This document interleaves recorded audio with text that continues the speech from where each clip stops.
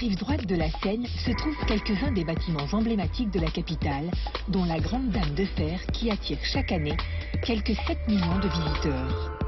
Dans le prolongement de la Tour Eiffel, le dôme doré des Invalides, la dernière demeure de Napoléon, et tout autour, délimité par l'école militaire, le très chic 7e arrondissement de Paris et la très piétonne rue Clerc.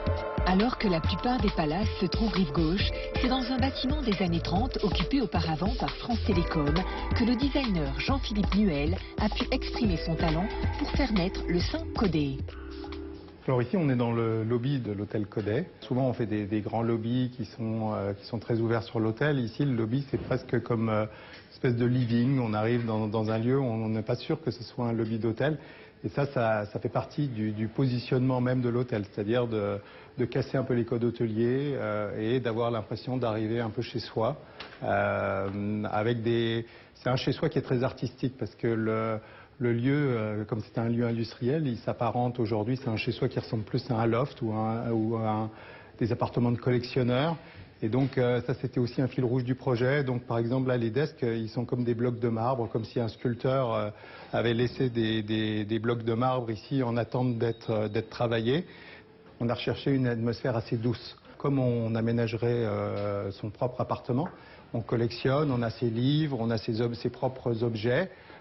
Et ça fait partie de la découverte du lieu, ça fait partie de la vie du lieu et de la cohérence aussi par rapport au positionnement.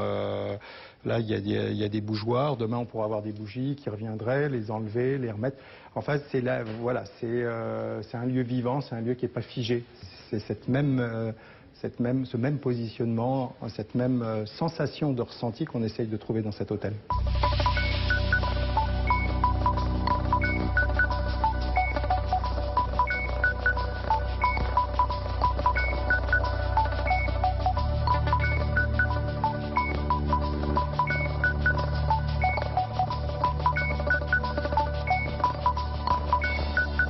Le 5 Caudé est un bâtiment qui est un ancien central France Télécom. C'est un bâtiment qui est des années 30, qui est une architecture très imposante, on dirait un grand vaisseau, un bâtiment atypique avec des volumes impressionnants. On a 5 mètres de hauteur sous plafond en moyenne dans l'hôtel, donc il fallait imaginer un hôtel à l'intérieur de ce bâtiment et pas le contraire. C'était là tout le challenge. Il fallait garder l'âme du bâtiment. Et c'était la raison principale qui a été mise en avant par le propriétaire dans le choix de la décoration, dans le choix aussi de l'architecte. Derrière la façade en courbe, les lignes pures du béton soutenues par des structures métalliques noires entourent un patio transformé en jardin zen. Jean-Philippe Nuel a joué la carte du raffinement dans les volumes impressionnants que lui offrait l'architecture d'origine. Alors ici on se trouve dans peut-être la plus belle suite de l'hôtel, en tout cas la plus grande. Au niveau des matériaux, on retrouve toujours le chêne, qui lui aussi était une signature de l'établissement. La couleur c'est très subjectif, il y a des gens qui aiment une couleur, qui ne l'aiment pas. Donc en fait moi souvent dans mon travail je préfère la travailler par contrepoint.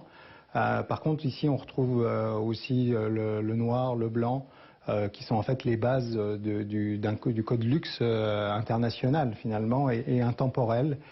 Et puis aussi une des signatures de l'architecture 1930. Et là ici finalement on la matérialise, on la retrouve dans le dessin, dans le design du tapis qui a été fait pour cet espace. Les touches de couleur prune, jaune et olive du mobilier viennent réjouir intelligemment l'austérité du bois et des baies vitrées, tout comme les œuvres d'art. Un des positionnements de l'hôtel, voilà, c'est cette interaction avec les différentes œuvres d'art. On trouve là graphisme et photographie. On retrouve l'évocation de Paris à travers le travail de Jean-Pierre Porcher. Et puis cette référence qui est faite à Man Ray, aux nues de Man Ray, au noir et blanc, à travers le travail de Christophe Duguet. C'est important aussi, par exemple, de travailler avec des nus. Il y a une dimension aussi sensuelle dans un hôtel. Il y a des gens qui viennent pour des nuits de noces ici, donc il y a La sensualité, c'est le rapport aussi à l'extérieur, au jacuzzi, à pouvoir prendre un bain face à la vue. Et ça s'exprime aussi à travers la photo, à partir du moment où ça reste en retenue. On a travaillé aussi avec des graphistes qui ont fait un papier peint sur mesure, spécialement pour l'hôtel.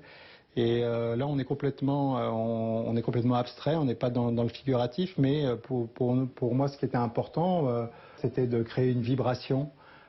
Et on retrouve ce code noir et blanc, mais qui d'un coup se décline d'une autre façon et apporte cette vibration et cette spécificité à l'espace.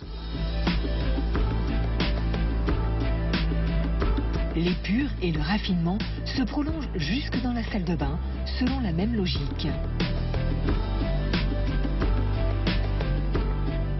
Les 4 suites du sommet de l'immeuble offrent chacune une terrasse arborée qui domine tout Paris. L'occasion de prendre de la hauteur pour admirer les fleurons de l'architecture de la capitale. Que ce soit dans le choix du bâtiment, de celui de son emplacement ou du parti pris de décoration et de service, le 5 codé se démarque admirablement de la concurrence. Les parties communes obéissent à la même règle d'or. L'intimité, dissimulée de l'extérieur, le restaurant et le bar donnent sur un patio arboré, le tout étant conçu comme une maison. Alors ici, on se trouve dans le lieu de vie de l'hôtel. On parlait tout à l'heure du lobby qui était un peu excentré, qui était dû à la configuration des lieux. Après, c'était important que l'hôtel propose aussi pour ses clients un vrai lieu de vie.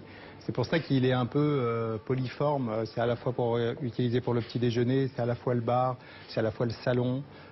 Et en fait, c'est la multiplicité de ces fonctions qui va créer la vraie identité du lieu.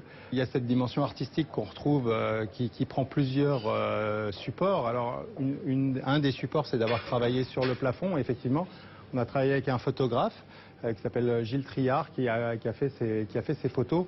Et moi, ça m'amusait d'avoir des photos qui fassent écho même au patio et aux arbres qui sont dans le patio, puisqu'en fait, là, sont des branches. C'est le reflet de branches dans de l'eau qui est la base conceptuelle de ces photos. Pour poursuivre la volonté de créer quelque chose de différent, mais résolument chaleureux, l'ensemble des parties communes sont à dimension humaine, malgré la grandeur des lieux. De quoi renforcer le côté cosy urbain, si cher à l'architecte. Quasiment seul sur ce secteur et ce type d'offre, le 5 codé mise sur des atouts sobres et novateurs. Ce qui pourrait motiver un ami à venir au sein de l'hôtel 5 codé serait justement de retrouver un établissement qui sort totalement du concept de l'hôtellerie classique. Je lui dirais, viens dans notre établissement, tu auras l'impression d'être dans un petit pied-à-terre parisien, comme si j'avais loué pour toi un appartement, et un petit appartement, et tu vas voir, c'est aussi sympathique et ça permet véritablement d'être au cœur de la capitale. Parce que si on prend la carte de Paris, on se retrouve véritablement en plein cœur de la capitale, dont on accède véritablement à tout. À quelques mètres à pied de la Tour Eiffel, face aux Invalides, on est sur des monuments très visités. C'est un point fort pour nous.